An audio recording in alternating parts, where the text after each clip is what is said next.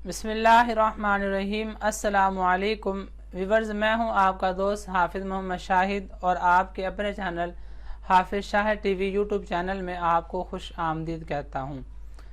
Viewers, आज मैं आपके लिए एक नया कोर्स लेके हाजिर हुआ हूं जिसके अंदर हम सीखेंगे MS एक्सेल 2010 कंप्लीट सीखने की कोशिश करेंगे। इंशाल्लाह मुकम्मल सीखने की कोशिश करेंगे। और इसके अलावा अगर आप MS वर्ड और MS पावर पॉइंट 2010 सीखना चाहते हैं तो उसके लिए भी आप हमारे चैनल हाफिज़ शाहिद टीवी का विज़िट करें और वहां पर जाके आप ये कंप्लीट कोर्स भी सीख सकते हैं। आइए चलते हैं अपने टॉपिक की जानिब। सबसे पहले व्यूअर्स, अगर आपने MS एक्सेल को ओपन करना, बाज़ टाइम जो बिगिनर होते हैं उनको पता नहीं चलता कि हमने किस तरह एक्सेल को कहां से ओपन करना है। तो यहाँ पे आप सर्च बार में लिखें एक्सेल, EXCEL, एक्सेल लिखें और ये आपके सामने सबसे पहले MS एक्सेल का जो इंटरफेस है वो सामने आ गया। तो ये इंटरफेस शो हो रहा है। तो हम इसके इंटरफेस को आज डिस्कस करेंगे कि इसके इंटरफेस में हमें क्या क्या चीज़ें मिलती हैं। व्यूअर्स, वीडियो स्टार्ट करने से पहले आपसे गुजारिश है कि अगर आपने अभी तक हमारे चैनल हाफिज़ शाहिद टीवी को सब्सक्राइब नहीं किया तो प्लीज़ सब्सक्राइब कर लें और मज़ीद ऐसी वीडियो हासिल करने के लिए बेल आइकन को ज़रूर प्रेस करें। तो व्यूअर्स, ये इंटरफेस है MS एक्सेल 2010 का। तो ये राइट टॉप में आपको ये पहले बटन मिलता है क्लोज का।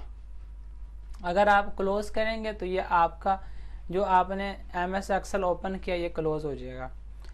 उसके बाद अगला बटन हमें मिलता है रिस्टोर डाउन का, यानी अगर आप इस पे क्लिक करेंगे तो ये छोटा स्मॉल साइज में हो जाएगा। यानी कि ये देखें, ये स्मॉल हो गया, दोबारा फिर वापस क्लिक करें तो वापस ही बड़ा हो जाएगा। उसके बाद लास्ट में हमें बटन मिलता है मिनिमाइज का। मिनिमाइज का बटन है, अगर आप मिनिमाइज पे क्लिक करेंगे तो ये मिनिमाइज यानी कि नीचे आ जाएगा, इस तरह करके नीचे आ जाएगा और आप दोबारा फिर यहाँ से ओपन कर सकते हैं। बस उसके बाद हमें एक बटन मिलता है, ये फिर है क्लोज विंडो का। अगर आप क्लोज विंडो पे क्लिक करेंगे तो ये जो आपके सामने शीट ओपन है तो ये शीट जो है वो क्लोज हो जाएगी। उसके बाद बस नेक्स्ट जो बटन है वो है इसी तरह, अगर आप इस पर क्लिक करेंगे तो ये स्मॉल स्क्रीन हो जाएगी, विंडो हो जाएगी, दोबारा बैक करें बड़ी हो जाएगी और उसके साथ फिर यह मिनिमाइज का, ये मिनिमाइज हो जाएगी। उसके बाद हमें ये बटन मिलता है, ये है, अगर आप इस पर क्लिक करेंगे तो मिनिमाइज द रिबन, यानी अगर आप इस पर क्लिक करेंगे तो ये जितना ये रिबन है सारा ये यहाँ से ख़त्म हो जाएगा, हाइड हो जाएगा। ये देखें, ये हाइड हो गया, दोबारा फिर इसी पे क्लिक करें तो शो हो जाएगा। उसके बाद व्यूअर्स नेक्स्ट ये जो है ऊपर लिखा है बुक 3 माइक्रोसॉफ्ट एक्सेल, ये है टाइटल बार, यानी कि जो भी आप वर्क कर रहे होते हैं उसका जो नाम होता है वो यहाँ पे नाम शो होता है, इसे कहते हैं टाइटल बार। उसके बाद बस ये जो उसके बाद आ जाता है ये बटन है। इसके बटन का ये फायदा, अगर आप इसे प्रेस करें तो नीचे ये मेन और चीज़ें शो हो जाती हैं। न्यू है, ओपन है, ईमेल है, क्विक प्रिंट। अगर आप कोई भी बटन मज़ीद ऐड करना चाहते हैं तो आप उसी बटन पर क्लिक करें तो कोई बटन यहाँ पे ऐड कर सकते हैं। एग्जांपल है, मैं ओपन पे क्लिक करता हूँ तो ये ओपन यहाँ पे बड़े देखें ऐड हो गया। अगर यहाँ पे मैं न्यू पे क्लिक करता हूँ तो ये न्यू बटन ऐड हो गया, ठीक हो गया। तो ये मैं इसे वापस क्लोज कर लेता हूँ। अच्छा व्यूअर्स, उसके बाद जो हमें नेक्स्ट बटन मिलते हैं ये है अनडू रीडू वगैरह, अनडू रीडू के बटन है। और उसके बाद ये है सेव के लिए, जो भी आपने स्प्रेडशीट, जो भी आपने एक्सेल में काम किया आप उसे सेव करना चाहते तो आप यहाँ पे इसे सेव कर सकते हैं। और इसके लिए शॉर्ट की आती है कंट्रोल एस, अपने कीबोर्ड से प्रेस करें तो आप अपने स्प्रेडशीट अपने वर्क को सेव भी कर सकते हैं। उसके बाद बस ये MS एक्सेल का आइकॉन मिलता है हमें यहाँ पे। फिर उसके बाद बस ये जो है फाइल है, होम है, इंसर्ट, ये है मेन मेन्यू। इसे मेन मेन्यू भी बोलते हैं और उसके अलावा इन्हें रिबन भी बोलते हैं। इन सब को रिबन भी कहा जाता है।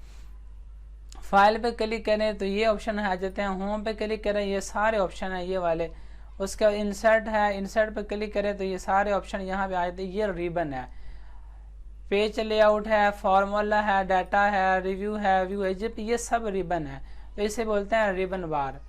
उसके बाद व्यूअर्स ये जितना यहाँ पे ये मेन्यू या रिबन शो हो रहा है, इसके अलावा कुछ एक या दो ऐसे भी मेन्यू है जो अभी तो शो नहीं हो रहे, लेकिन वो अगर जब हम वर्क करेंगे तो फिर वो शो होंगे। एग्जांपल देखें, मैं यहाँ से इंसर्ट मेन्यू में जाके टेबल इंसर्ट करता हूँ, तो ये देखें डिज़ाइन शो हो गया। ठीक है, दोबारा ये डिज़ाइन मेन्यू न्यू शो हो गया, यानी कि अब टेबल पे हमने जो भी काम करना है तो वो यहाँ पे आप टेबल का डिज़ाइन सब कुछ यही कर सकते हैं। ये आगे हम सीखेंगे। दोबारा मैं कंट्रोल जी के साथ वापस आ जाता हूँ। उसके बाद इंसर्ट मेन्यू में जाकर मैं यहाँ से कोई शेप इंसर्ट कर लेता हूँ, तो ये शेप की तो देखें ये फॉर्मेट आ गया। तो यहाँ इसके आप ये शेप वगैरह कलर चेंज कर लें, शेप फिल कर लें, आउटलाइन वगैरह, ये सब हम आगे जाके मज़ीद सीखेंगे। अब देखें इससे डी सेलेक्ट करें तो ये देखिए दोबारा फिर हाइड हो गया, दोबारा सेलेक्ट कर लें वो दोबारा फिर शो हो जाएगा। ठीक है, फिर ये है कुछ मेन्यू जो है वो शेप के साथ काम करेंगे, वो न्यू ओपन हो जाएंगे, या फिर हम पिक्चर इंसर्ट करें, शेप इंसर्ट करें, चार्ट वगैरह या टेबल इंसर्ट करेंगे तो फिर एक या दो मेन्यू मजीद जो है वो शो होते हैं। वो सिर्फ इनके साथ ही स्पेसिफिक है, इसके अलावा वो वर्क नहीं करते। उसके बाद व्यूअर्स ये हमें ये लेफ्ट टॉप पे हमने ये सब ठीक लिया। उसके बाद नेक्स्ट नीचे आ जाए, ये बॉटम की जानिब, ये लेफ्ट और बॉटम की जानिब ये है शीट 1 है, शीट 2 है, शीट 3 है। जितनी भी हमने शीटें वगैरह बनाई हैं उन शीटों के नाम यहाँ पे आ जाएंगे। उसके बाद व्यूअर्स इंसर्ट वर्कशीट, अगर आप कोई और भी शीट इंसर्ट करना चाहते हैं मजीद, आप यहाँ पे क्लिक करें तो आप मजीद भी कोई शीट इंसर्ट कर सकते हैं। ये देखें शीट 4 आ गई है, और क्लिक करें तो ये मजीद जितनी आप यहाँ पे क्लिक करते जाएंगे तो आप मजीद शीट को इंसर्ट होती जाएंगी।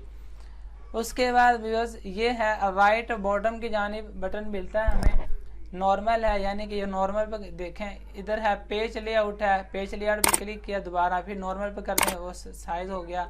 दोबारा पेज ब्रेक है, यानी कि आप कोई पेज तोड़ना चाहते हैं, देखें ये हो जाएगा। और उसके बाद फिर भी हमारे पास ये नेक्स्ट बटन आ जाते हैं। यहाँ पे अगर आप स्क्रीन को बड़ा करना चाहते हैं, या मैं आपको जूम इन और जूम आउट का भी बटन यहाँ पे मिल जाता है। मैं आपको लास्ट में एक बहुत ही अहम तरीन क्वेश्चन जो है बताऊँगा, अभी ज़रा देखें लास्ट में, ज़रूर आप लास्ट का वीडियो ज़रूर देखें, बड़ा इम्पोर्टेंट तरीन क्वेश्चन है।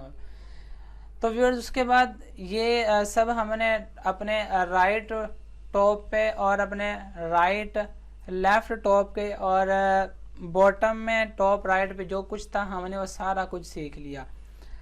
अब देखें इम्पोर्टेंट तरीन बात वो ये है कि ये जो हमारे पास लिखे हुए हैं ये है कॉलम, इस तरह ये कॉलम है और ये भी कॉलम है।